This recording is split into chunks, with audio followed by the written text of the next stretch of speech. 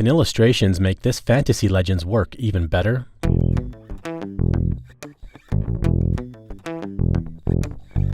Is it even possible for the Kingkiller Chronicles to get better? To Rothfuss fans, the answer is a roll of the eyes and a knowing grin. To his detractors, the answer is a shake of the head and, well, another knowing grin. If you haven't heard of Patrick Rothfuss and his Kingkiller Chronicles series, you are either new to the fantasy genre, are much too busy with other books in the genre and haven't gotten around to searching for new authors, or simply living under a rock. Because when it comes to fantasy, it doesn't get much bigger than Rothfuss these days. With multiple awards under his belt, including the now defunct Quill Award and a mainstay on the New York Times bestseller list, Rothfuss has secured his place as one of the best to put pen to fantasy ink. Sure, he took 15 years to write The Name of the Wind, and 4 more years to write Wise Man's Fear. Oh, and another 3 to churn out the pamphlet-sized Slow Regard of Silent Things, which, by the way, could very well be a masterpiece. But waiting another 7 years for Book 3, so far, is worth it to his fans. Because in all honesty, his silky smooth writing style, ability to completely take readers into his world with ease, and a story riddled with questions and mysteries, vibrancy and stark bitter heartache,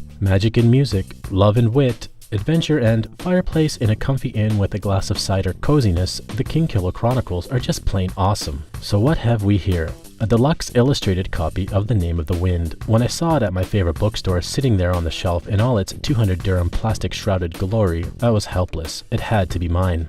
I hadn't bought a physical book in years. Bookstores for me are now a place to hang out and browse. I am almost purely a Kindle user these days, having lost, given away, or abandoned 3 book collections to date. Kindle was the answer to my nomadic ways.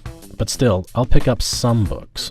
Books that are either rare, first editions, or oddities, as in the case of this weighty tome. An opportunity to put faces to the characters within his books was something not easily turned away from. I was asked by one of the fine folks over at the Kingkiller Chronicles Facebook group, what's under the dust jacket? What indeed, I thought. While we're on the subject, it should be mentioned that Rothfuss has a super healthy and large fan base, so new readers of his stuff will have a load of places to go and talk quoth,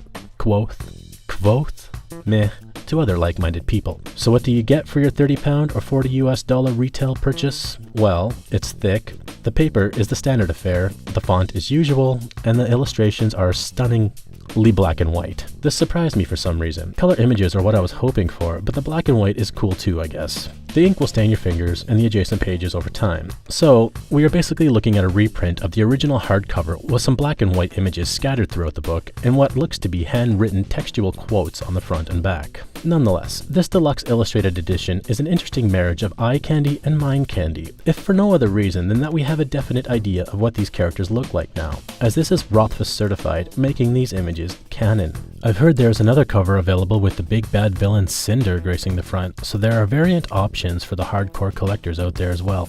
Overall, I'm glad to have this book in my now meager physical collection of firsts, rares, and oddities, and here's hoping that Pat gives us a deluxe illustrated version of Wise Man's Fear as well, perhaps in color. And with that, my fellow readers, this review/monologue is ended. And remember, reading soothes the soul, nurtures creativity, and most importantly, teaches us how to think. Until next time.